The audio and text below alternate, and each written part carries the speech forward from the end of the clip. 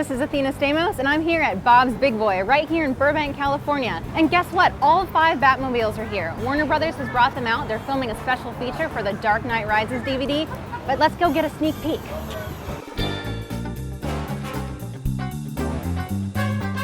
Hi, it's Andy Smith, workshop supervisor on the last 3 Batman films. I'm the guy that built the Tumbler.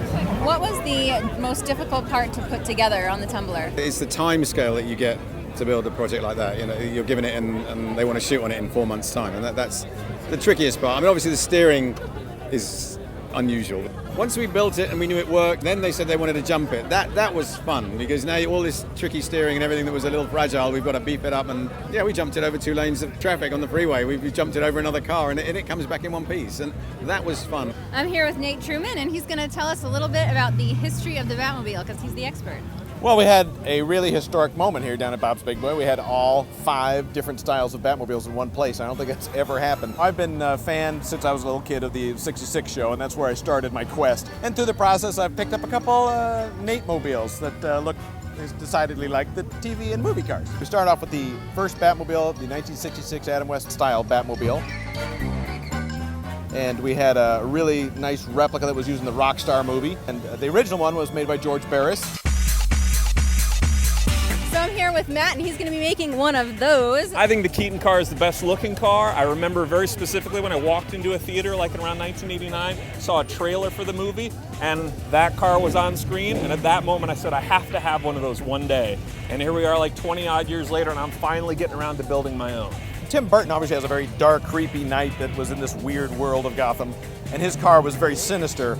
Joel Schumacher really was a fan of the old television series, and so he thought it should be more bam pow and the bright colors, and that's where the Kilmer car came out. And we call it the Disco Batmobile when we're talking about it sometimes, because there's literally a disco light show running down. And Robin does steal it, you know, and he goes down, he's partying. Now we had this guy with the big fin opening in the back. And finally, George Clooney was signed to do Batman, so they had a whole 1-seater, and it's almost 25 feet long from tip to tip. And they had to fight Mr. Freeze with that, so the whole front end had to have more like it was heating up stuff and melting things to fight Mr. Freeze. There's a big change as far as Batmobiles go when Nolan took over. Can you tell us a little bit about his vehicles? Well, I think Warner Brothers wanted to go back into the Dark Knight concept after the Schumacher films, and really more of a practical Batmobile, one that you could think could almost exist in reality. This is one of the screen-used tumblers, and this one actually opens up. It's not the flower, they call it, where the person pops up out of the car, but it actually tilts up so the driver can get in there. It runs a fairly conventional 350 Chevy, 340 horsepower. It weighs about 2 tons, 2.5 tons when it's got all of its necessary equipment for the burner to work and all the flaps to work and everything else.